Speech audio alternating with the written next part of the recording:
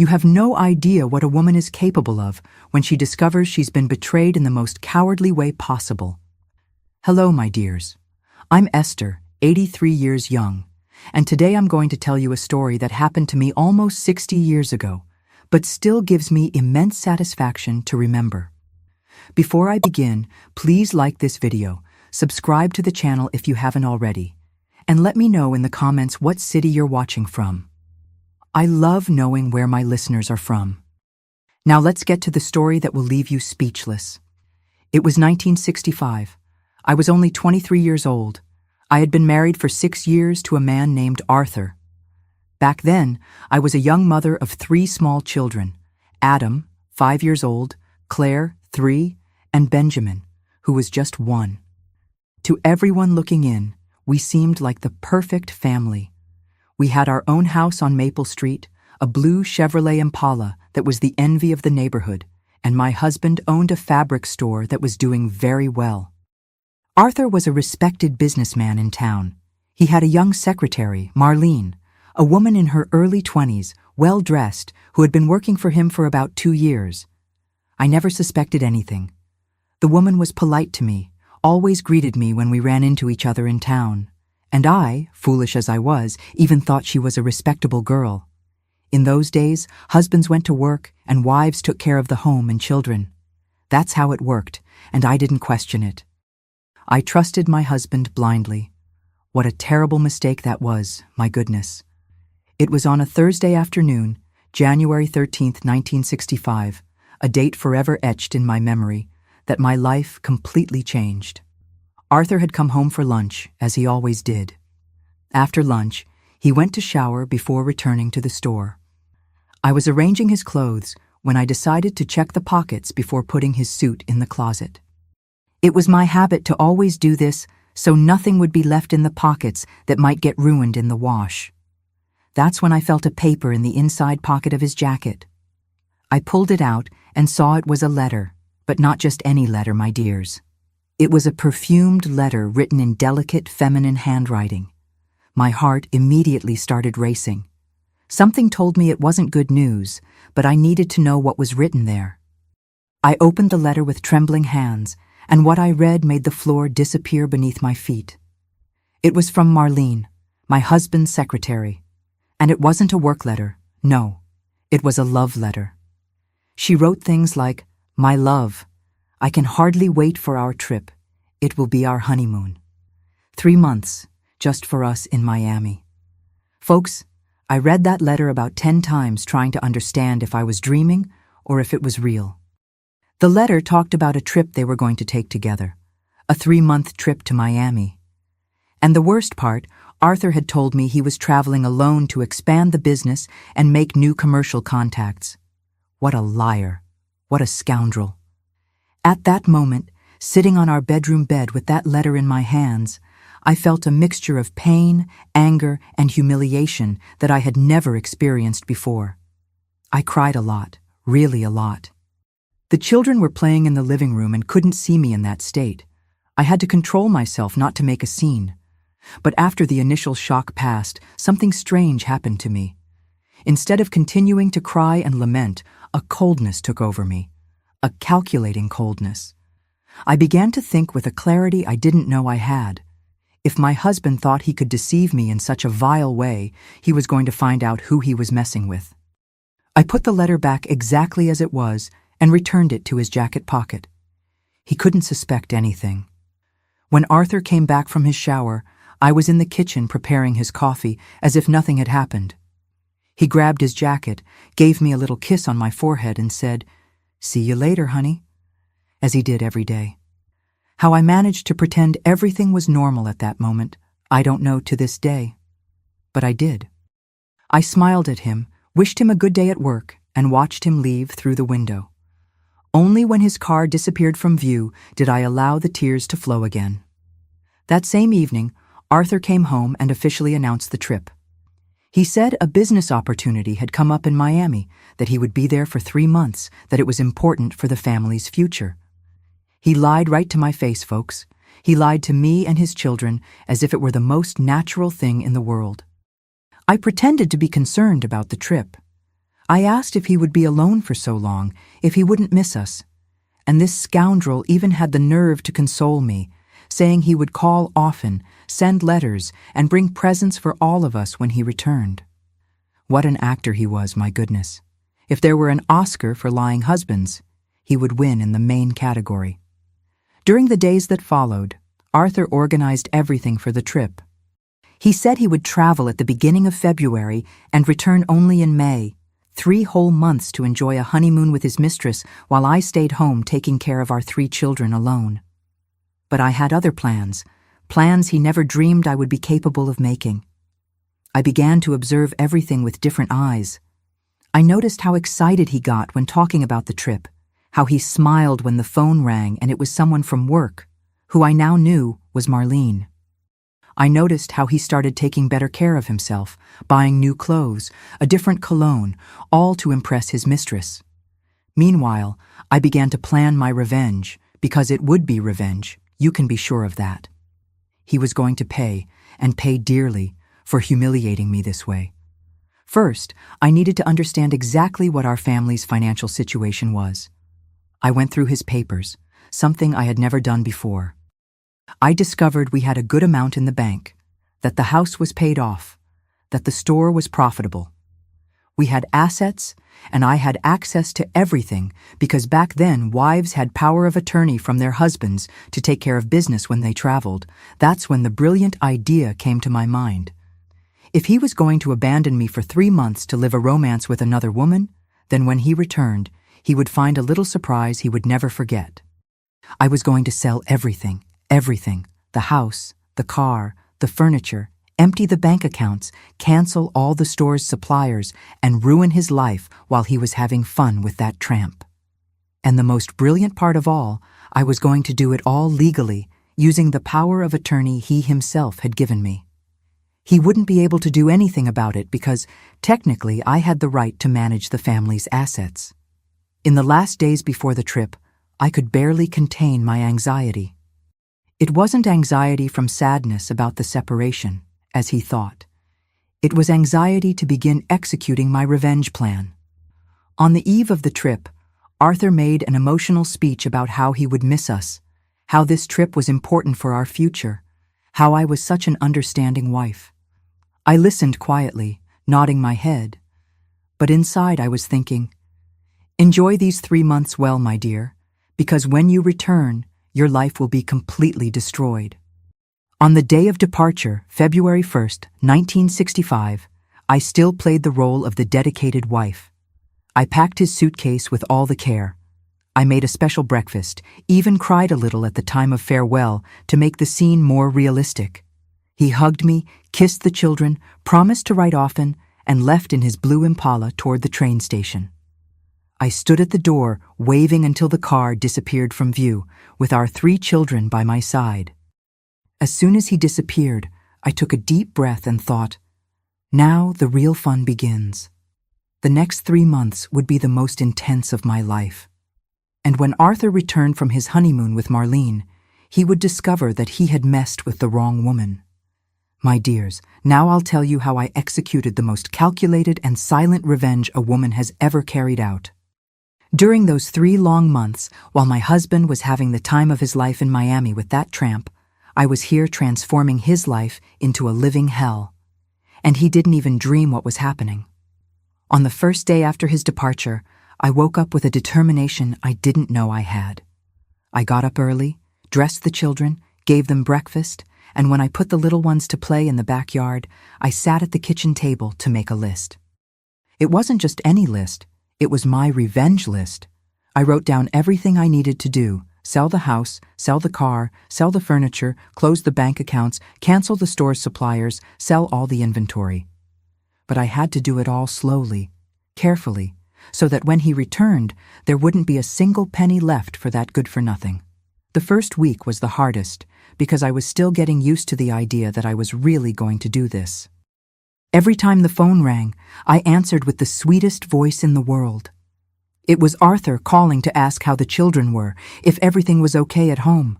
What a hypocrite, calling from the hotel bed where he was with his mistress to ask about the family he had abandoned. I would respond that everything was great, that the children missed their daddy, that the house was in order, lie after lie, just like he was doing to me. The difference was that my lies had a purpose, to protect my plan until the right moment.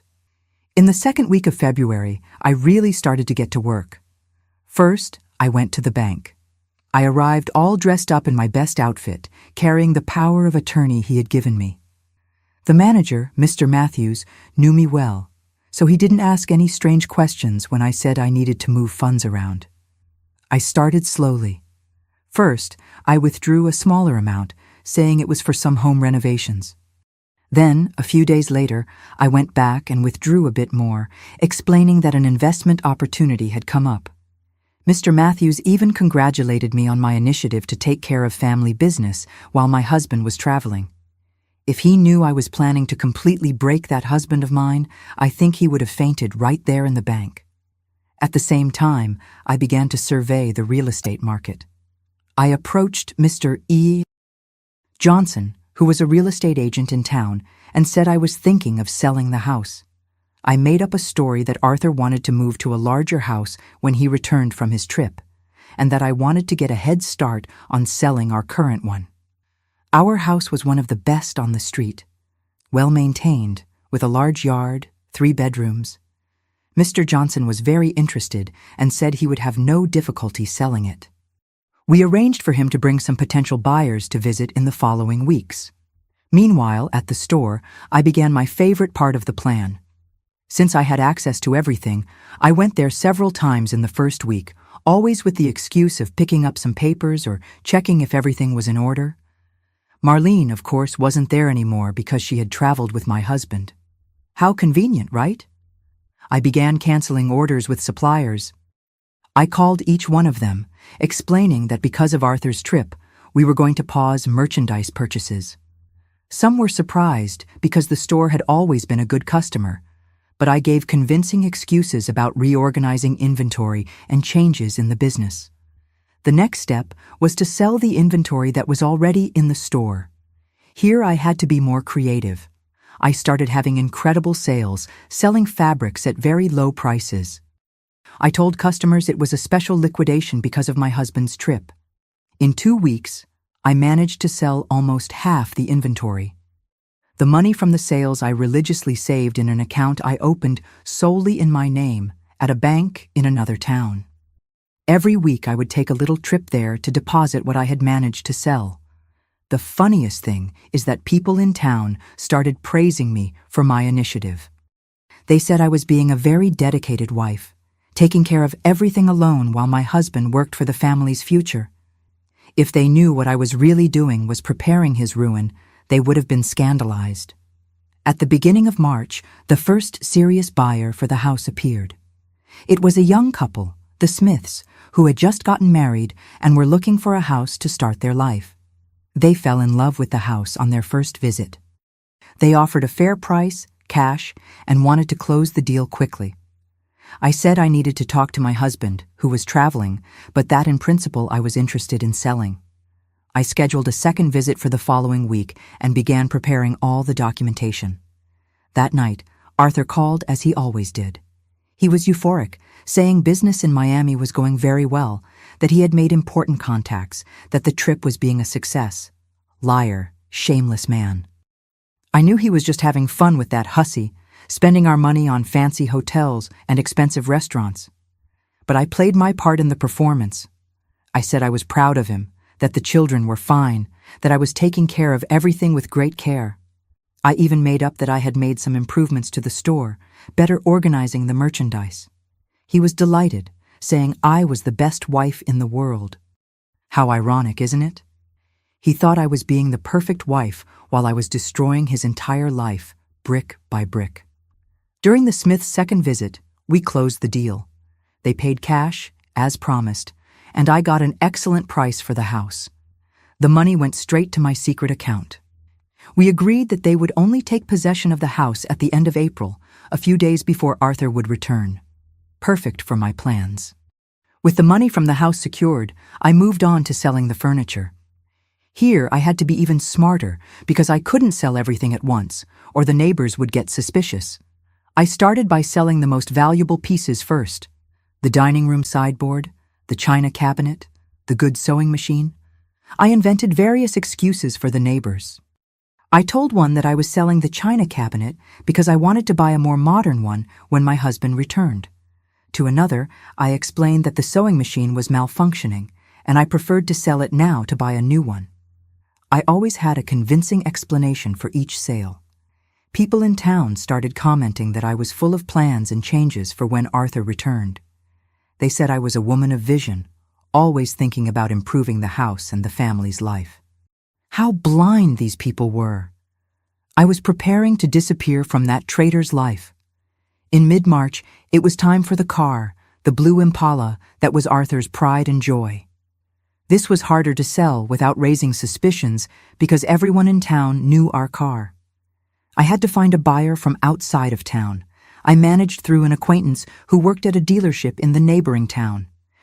I explained that my husband had decided to change cars when he returned from his trip and wanted to sell the current one to facilitate the deal.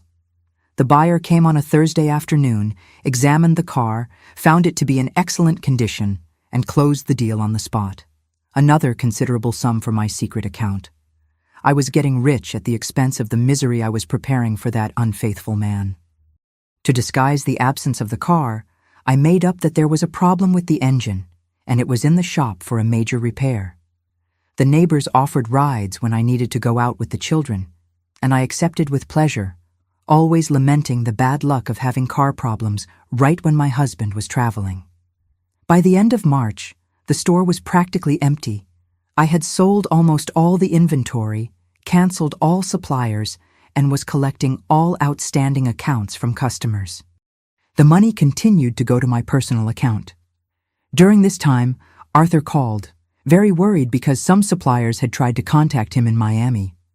I explained that I had canceled some orders to reorganize the inventory, that I thought it would be better for him to start from scratch when he returned, with new and more modern merchandise. He liked the idea. He said I was thinking like a true businesswoman, that he was proud of my initiative. He even suggested that when he returned we could expand the store, invest more in the business. Poor man, he didn't know that when he returned, there wouldn't even be a store left to expand. In April, I intensified the operation. I sold the last pieces of furniture, the last valuable items in the house. I completely cleaned out the bank accounts, leaving only some small change so as not to raise suspicions. I even canceled the electricity and water contracts for the house for the end of the month. In parallel, I was organizing my move to Madison, Wisconsin, where my sister Candace lived. She knew everything I was doing and had offered me total support. She had even found a small house to rent there, small but sufficient for me and the 3 children. At the end of April, with just 1 week left before Arthur's return, I was practically ready. The house was sold, the car sold, the furniture sold, the accounts emptied, the store vacant. I had a nice sum saved in my secret account, enough to restart life in a new city. But I still had one last act of my revenge to execute, the most delicious of all, a party he would never forget in his life. Because, do you think I was going to leave secretly like a fugitive? No way. I was going to make sure I was there when he returned. I was going to look that scoundrel in the face when he discovered his life was over. And the party I was planning would be the perfect grand finale to my revenge. My dears, now comes the most delicious part of this whole story.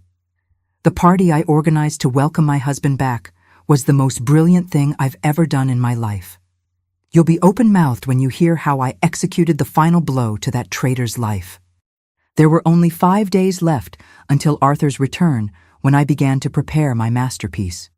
For 3 months, I had silently destroyed the entire structure of his life, but now I wanted the whole town to witness the moment when he would discover his complete ruin. The idea for the party came to me one Sunday morning when I was in church with the children. During the service, I observed all those people from our community, people who knew our family, who respected my husband, who thought we were the example of a happy and prosperous family. That's when I thought, What a wonderful thing it would be if all these people knew the truth about who Arthur really was. I left church with my mind buzzing with ideas. I spent the entire Sunday planning every detail of the party. It would be a welcome home party, a loving reception for the husband returning from a long business trip. At least, that's what everyone would think. On Monday morning, I began spreading the invitations around town. I went from house to house, from store to store, inviting everyone. I said I wanted to make a special surprise for Arthur, that he deserved a grand reception after 3 months working hard for our family's future. People were charmed by my dedication as a wife. Mrs. Morgan, our neighbor, even commented that I was an example of a woman always thinking about her husband's well-being. Mr. Anderson from the bakery said it was rare to see such a caring wife these days. If they knew I was inviting the whole town to witness the public destruction of my husband, they would have had a fit. I made sure to invite everyone from his work too. After all, they knew Marlene. They knew she had traveled at the same time as my husband. It would be interesting to see their reactions when they discovered the two had traveled together. During the week, I finalized the last preparations for my revenge. I kept the love letters I had found in Arthur's pocket safely tucked away. These letters would be my main evidence at the time of the public humiliation. I also organized all the receipts for the sales I had made. Not that I was going to show them to everyone, but I wanted to have everything documented for when he tried to question what I had done. Legally, I was protected by the power of attorney he himself had given me. On Thursday, the day before his return, I went to the house I had rented in Madison for a final check. Everything was ready for our move. The little house was simple but cozy, perfect for starting a new life with my children, far from that liar. That night, Arthur called, excited from Miami. He said he was eager to return, that he had many news to tell, that the trip had been a complete success. He asked if I had any surprise prepared for him because he was feeling that something special awaited him at home. How right he was. I really had prepared an unforgettable surprise for him. I replied in the sweetest voice in the world that yes, I had a little surprise waiting, that he would be very moved by what he would find upon arriving. It wasn't a lie. He really was going to be moved, just not in the way he expected. On Friday morning, the day of his return, I woke up with an energy I didn't know I had. It was the day of my perfect revenge. I dressed the children in their best clothes, put on my prettiest dress, and began preparing the house for the party. I ordered some appetizers from Mr. Anderson's bakery, bought sodas, decorated the living room with some flowers. Nothing too elaborate, just enough to give a festive air to the environment. The important thing wasn't the decoration, it was what was going to happen during the party. The first people began to arrive around 5 in the afternoon. I had said Arthur would arrive at 6, so I wanted everyone gathered when he appeared. The house filled with people, neighbors, friends, acquaintances, people from his work, including some who worked with Marlene. Everyone was excited, commenting on how I was such a dedicated wife, how lucky Arthur was to have a woman who organized such a loving party to welcome him back. I smiled and thanked them for the compliments, but inside I was counting the minutes until the moment of truth. Promptly at 6 o'clock, I heard the sound of a car stopping in front of the house. My heart raced, but not from nervousness. It was from pure anticipation of what was to come. I looked through the window and saw my husband getting out of a taxi, carrying his suitcases, with that satisfied smile of someone returning from a wonderful trip. A few minutes later, I heard another car. It was Marlene, arriving as if she were just a colleague coming to greet the boss who was returning from a trip. What nerve that tramp had. She entered the house greeting everyone politely, pretending she barely knew my husband. When Arthur entered the house and saw all those people gathered, he was truly moved. He came to hug me, saying I was the best wife in the world, that he hadn't expected such a loving reception. He kissed me on the forehead and whispered in my ear that he had missed me very much. What an actor he was. He had just returned from a 3-month honeymoon with his mistress and still had the courage to play the role of the longing husband. During the first half hour of the party, I let everyone talk, greet each other, catch up. Arthur was radiant, telling one person after another about the trip, about the business he had done, about how Miami was a wonderful city. Marlene stayed in a corner, talking quietly with some people, always avoiding getting too close to my husband to not raise suspicions. But I noticed the looks they exchanged, that complicity of people who had shared intimate moments. When I realized that all attention was focused on Arthur and his stories from the trip, I decided it was time to take center stage. I went to where the radio was, turned off the music, and clapped my hands to get everyone's attention. The house fell into complete silence. All faces turned to me, expecting me to make some toast or welcome speech to my dear husband. I began speaking in a firm and clear voice. Everyone, thank you very much for your presence here today. It's very moving to see so many friends gathered for this special occasion. Arthur smiled proudly, thinking I was going to make a speech praising him and his dedication to work during those 3 months. I continued. Actually, this party isn't exactly a welcome party. It's a farewell party. My farewell party. A low murmur began in the room. People were confused, not understanding what I was trying to say.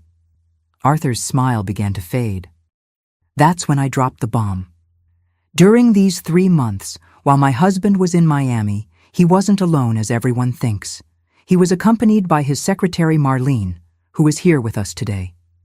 The silence that fell over the room was deafening. Everyone looked at Marlene, who turned white as a sheet. Arthur opened his mouth to speak, but I didn't let him. I took the love letters I had saved from my pocket and began reading excerpts for everyone to hear. My love, I can hardly wait for our trip. It will be 3 months just for us, our honeymoon in Miami. The reaction was immediate. Some guests were mouth agape. Others began to whisper among themselves. Marlene tried to head for the door, but I continued reading. You are the man of my life, Arthur. I can hardly wait for us to start our life together, away from everything and everyone. It was at this moment that Arthur exploded. Red with anger, he interrupted me, shouting, Enough! So what if you found out? Do you think I care? You were never a real woman anyway. I'm going to move in with my Marlene and give her the best life of all. You figure it out with these children. The room was in total shock at his rudeness. Some ladies even brought their hands to their chests, scandalized by those words. But I was expecting exactly that reaction. With the calmest smile in the world, I responded, How good that you said that, Arthur, because now I can tell everyone the rest of the story. And then came the coup de grace. During these 3 months while you two were having fun in Miami, I sold our house, sold your car, sold all our furniture, emptied all our bank accounts, canceled all your store's suppliers, and sold all the inventory that was there. His face changed color as I spoke. From the red of anger, it turned to the white of despair. I continued. So, my dear, good luck giving the best life to your Marlene. Good luck finding somewhere to live because the house isn't ours anymore. Good luck buying a car because yours has been sold. And good luck restarting the store because there isn't even a spool of thread left in there. What happened next was even better than I had imagined. Marlene, who until then had been paralyzed with shock, exploded. Arthur, is this true? You have nothing? You deceived me. And before he could answer, she crossed the room and gave him a slap across the face that echoed throughout the entire house. You're a failure. I thought we were going to have a good life together. I never want to see your face again. And she ran out of the party, leaving my husband alone, humiliated, ruined, in front of the entire town. The silence that followed was absolute. Nobody knew what to do or say. Arthur stood there frozen, with the mark of the slap on his face, realizing he had lost everything, his family, his mistress, his possessions, his reputation. That's when I took my 3 children by the hand and headed for the door. Before leaving, I turned to the guests and said, Thank you very much for your presence. Now I'm going to start my new life with my children. And I left my own party, leaving all those people behind, most of them impressed with my courage. That was the last time I set foot in that house, and the last time I looked at the face of that man I had called husband. I left that party with my 3 children and went straight to my friend Zoe's house, where we were going to spend our last night in town. She had been taking care of our luggage during the party because I already had everything organized for our departure the next day. That night I couldn't sleep a minute.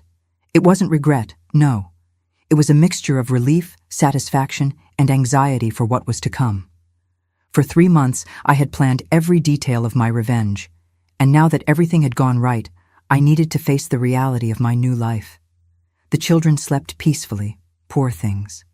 Adam, who was already 5 years old, asked where Daddy was and why we weren't sleeping at home. I explained that we were taking a special trip, that we were going to visit a new city where Aunt Candace lived. He got excited about the idea of the adventure. On Saturday morning, we took the first bus to Madison. During the whole trip, I kept imagining what must be happening in the town we left behind. How Arthur had spent the night, where he had slept, what he was doing to find out his family's whereabouts. We arrived in Madison in the late afternoon.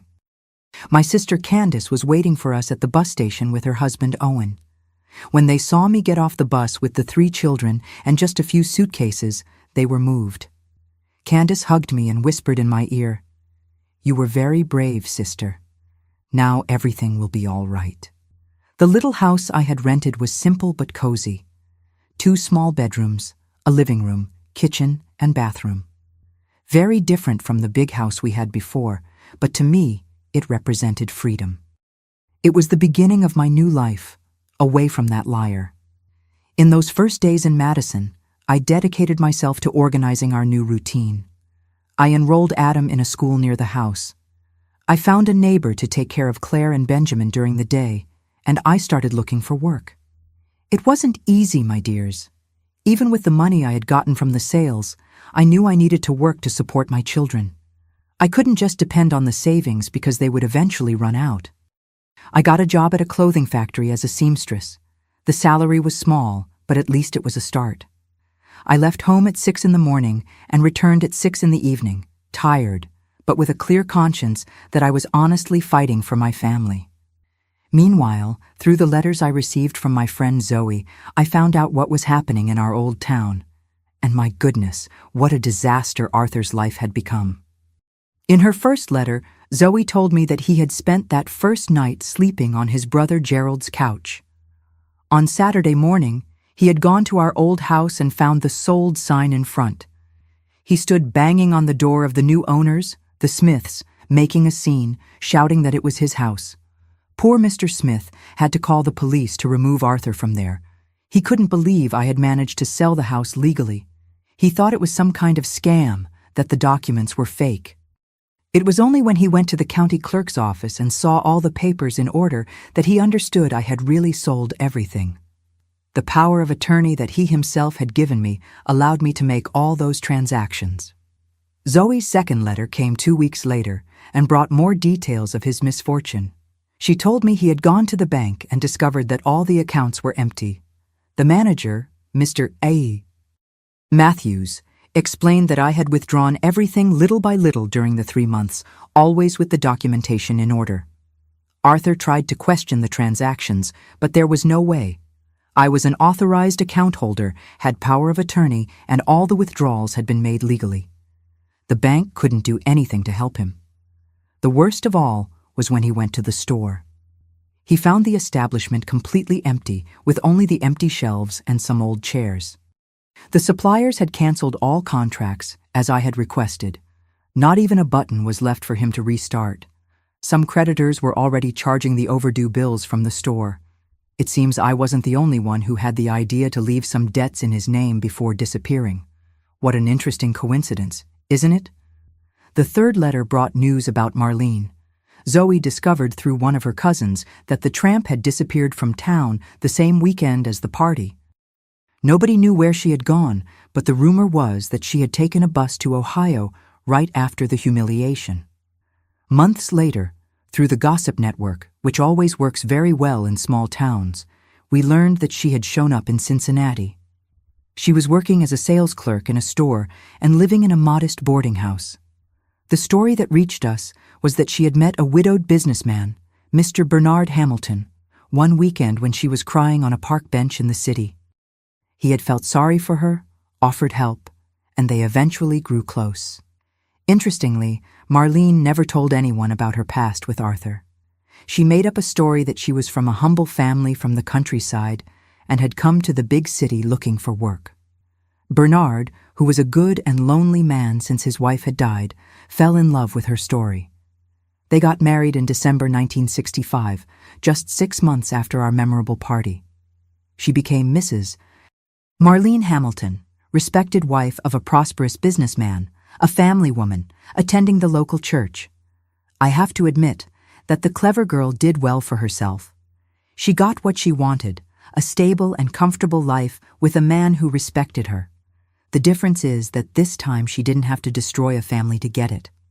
Meanwhile, Arthur's situation only got worse. From Zoe's letters, I learned that he had tried to rebuild the store, but without money to buy merchandise and without credibility with suppliers, he couldn't make the business work. His reputation in town was completely destroyed. Everyone knew the story of the betrayal and the revenge I had taken. He became a laughingstock in conversation circles. The men laughed at his situation, and the women praised me for my courage. In addition, he started drinking. At first, it was just a little whiskey now and then to drown his sorrows. Then it became a daily habit. In a few months, he was drinking from morning till night. His brother Gerald put up with him living in his house for a few months, but then he couldn't stand it anymore. Arthur was becoming an inconvenient drunk, always complaining about life, always blaming others for his own mistakes. He never took responsibility for what he had done to his family. In his mind, I was the villain of the story. He played the victim, saying I had exaggerated in my revenge, that an affair didn't justify the complete destruction of his life. What nerve, right? The man cheats on his wife, abandons 3 small children to live a romance with his secretary, and still thinks he was the victim of an injustice. In 1967, 2 years after our separation, he showed up in Madison.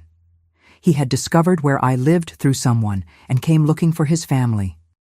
When I got home from work and found him sitting in my living room talking to the children, I felt a mixture of anger and disgust that almost made me sick. He was different, thinner, with wrinkled clothes, smelling of whiskey even though it was mid-afternoon, red eyes unshaven. He was clearly at rock bottom. The children didn't know how to react. Adam, who was now 7 years old, vaguely remembered his father, but Claire and Benjamin barely recognized him. They had been very young when we left town. He started crying, asking for forgiveness, saying it had been a terrible mistake, that he wanted to win his family back. He promised he would stop drinking, that he would find work, that he would be a better father. I looked him straight in the eyes and said with all the coldness in the world, "Arthur, you can see the children whenever you want.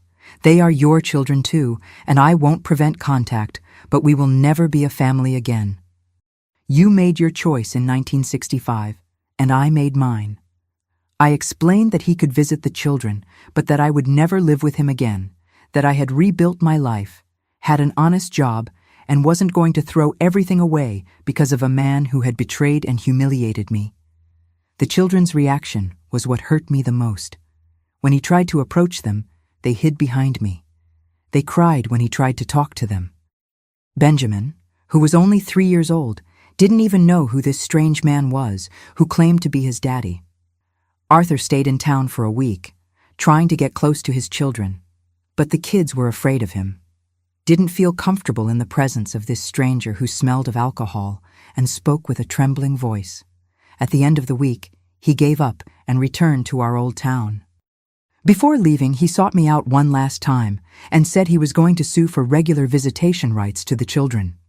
I replied that he had every right to try, but that any judge would want to know why a father had abandoned 3 small children to live with a mistress, and why now, 2 years later, he appeared drunk wanting to recover his family. He never filed any lawsuit. He knew he didn't have the moral or financial conditions to fight for custody or visitation. That was the last time we talked face to face. After that, Our communication was limited to messages he sent through third parties, always asking for news of the children, always promising that he would recover and come back for his family. Promises that were never fulfilled, my dears. Arthur's life only went downhill from there. My dears, now I'll tell you how the life of each person in this story ended. Because life has a very interesting way of doing justice, and each one reaped exactly what they sowed. I'll start with my own story because it was the one that cost me the most to rebuild. After that visit from Arthur in 1967, I continued my life in Madison, working hard at the clothing factory and raising my 3 children alone. It wasn't easy, folks, working all day, coming home tired, and still having to take care of the children, help with homework, cook meals, wash clothes. Many nights I fell into bed exhausted, but always with a clear conscience that I was doing the best for my children. The money I had gotten from the sales gradually ran out. I used it to supplement the low factory salary, to buy school supplies for the children, to pay for medicine when someone got sick. By 1970, 5 years after our arrival, I had spent almost everything. It was around this time that I met Jack. He was a widower, had lost his wife 2 years earlier, and worked in sales at a hardware store in town. He was a simple, hard-working, good-hearted man who attended the same church as me. Jack wasn't rich, far from it. He earned a modest salary, lived in a small house he was still paying for, and had 2 teenage daughters from his first marriage.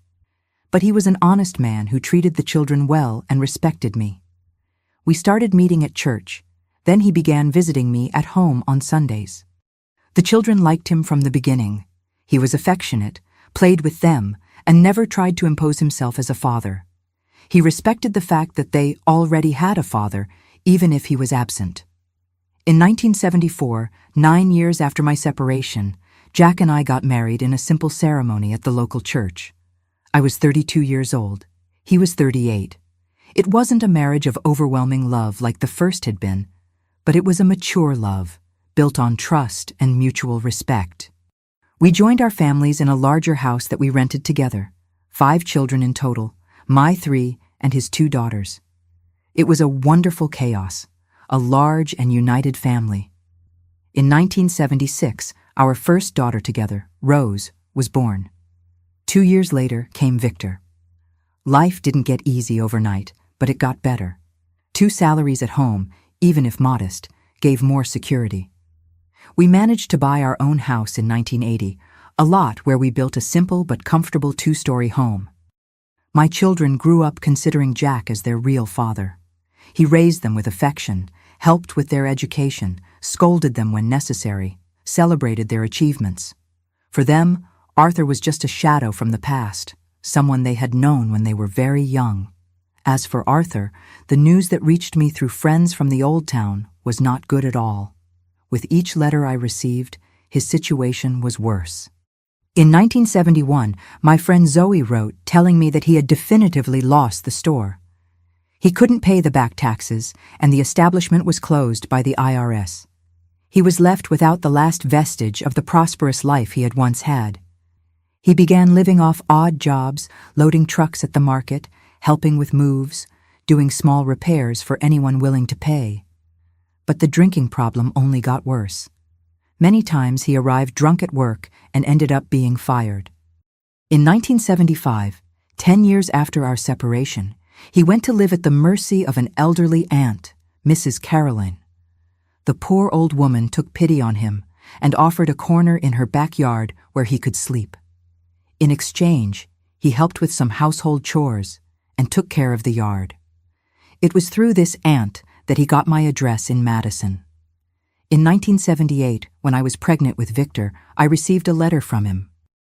It was a pathetic letter, written with a trembling hand, full of grammar mistakes, asking for forgiveness and begging for a chance to meet his grandchildren. I showed the letter to Jack, who said the decision was mine. I talked with the children, who were already teenagers. Adam, at 18, said he had no interest in meeting his biological father. Claire, at 16, was even harsher. She said the only father she knew was Jack. Benjamin, who was 14, was curious. He asked if he could at least exchange some letters with Arthur. I allowed it, but made it clear that any contact would be under my supervision. The correspondence lasted about 6 months. Arthur sent letters full of promises of change, saying he was trying to stop drinking, that he had found a steady job at a mechanic's shop. But Benjamin soon lost interest. The letters were always the same: many apologies, many promises, no concrete action. In 1982, Aunt Caroline died, and Arthur was literally on the street. He began living under bridges, in parks, begging for food and alms. He became a homeless person, a street dweller that everyone in town knew as Drunk Arthur. Friends who still kept in touch with me said it was sad to see. Thin, dirty, talking to himself, completely given over to alcohol. Many times the police would pick him up and take him to spend the night at the station, more out of pity than because he had done anything wrong.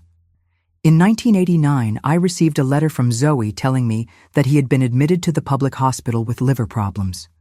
The doctors said it was advanced cirrhosis, the result of years of alcoholism. There was no fixing it. It was just a matter of time. I talked with my children about the possibility of visiting him in the hospital. Only Benjamin showed interest. Even so, when we arrived at the hospital and saw the state he was in, it was a shock. Arthur was unrecognizable, yellow from jaundice, extremely thin, with a swollen belly from ascites. He couldn't even get out of bed. When he saw me, he started crying and asking forgiveness for the mistakes he had made. Benjamin was shaken to see his biological father in that state. They talked for a few minutes, more out of politeness than true emotion. It was as if they were talking to a stranger. Arthur died 3 weeks later, in October 1989. He was only 52 years old, but looked much older. The funeral was sad, with only a few distant relatives, me, Benjamin, and some people from town who came more out of curiosity than grief. Looking at that coffin being lowered into the ground, I thought about how cruel life had been to him. But I also thought that he had made all the wrong choices possible. He chose to betray his family, chose the path of lies, chose to surrender to alcohol instead of fighting to rebuild his life.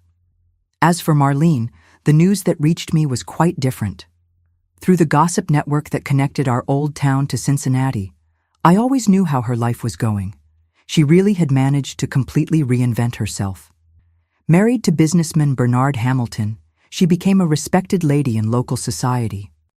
They had 4 children, 3 boys and a girl, all raised with good education and opportunities.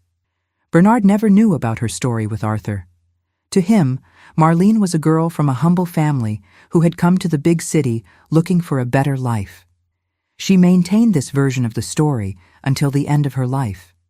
She participated in church groups, organized charity bazaars, was known as a charitable woman dedicated to her family. Ironic, isn't it? The same woman who had destroyed a family became an example of family virtue. Bernard died in 1998 at 78 years old, leaving Marlene a widow and well off. She inherited the business, properties, a good amount in the bank. The children were already adults and well established in life. In 2008, when I was already 66 years old and retired, I learned that Marlene had had a stroke. She spent a few years debilitated, cared for by her children, until she died in 2010, at 73 years of age. Her funeral was a commotion in Cincinnati. Hundreds of people, flowers, emotional speeches about the wonderful woman she had been. Her children cried sincerely, without knowing that their mother had been the mistress who destroyed a family decades earlier. I have to admit I felt a twinge of bitterness when I learned this. She had managed a full life, respected, surrounded by family love. Meanwhile, Arthur died alone and despised, and I spent years struggling to rebuild my life. But I also thought that perhaps Marlene had learned something from that experience.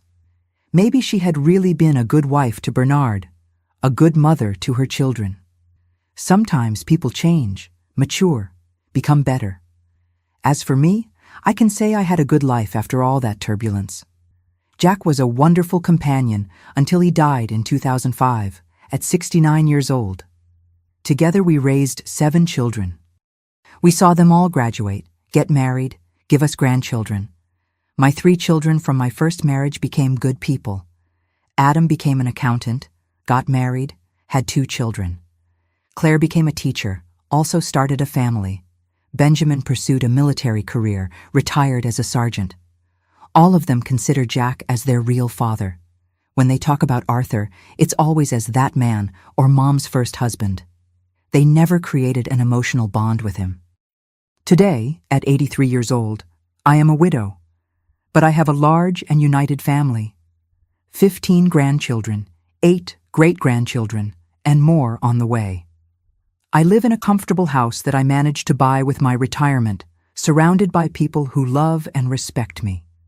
When I look back, I don't regret anything I did. That revenge of 1965 saved my life and my children's lives. If I had forgiven Arthur, he probably would have continued to cheat on me, humiliate me, spend our money on other women. Life taught each of us the lesson we deserved. He paid dearly for his betrayal and cowardice. She got a second chance and knew how to take advantage of it. And I learned that a courageous woman is capable of rebuilding her life as many times as necessary. And that, my dears, is the whole truth about how a betrayal can change the destiny of several people forever. I hope you enjoyed this story that marked my life so deeply. If you did, don't forget to leave a like on the video, subscribe to the channel if you aren't already subscribed, and turn on the notification bell so you don't miss any of my stories. Tell me in the comments what you thought of this revenge. Do you think I went too far, or did Arthur deserve everything that happened to him? And have you ever been through a similar situation in life? Share your experiences with me. I love reading your comments. A big kiss to each one of you, and see you in the next story. Bye, my loves.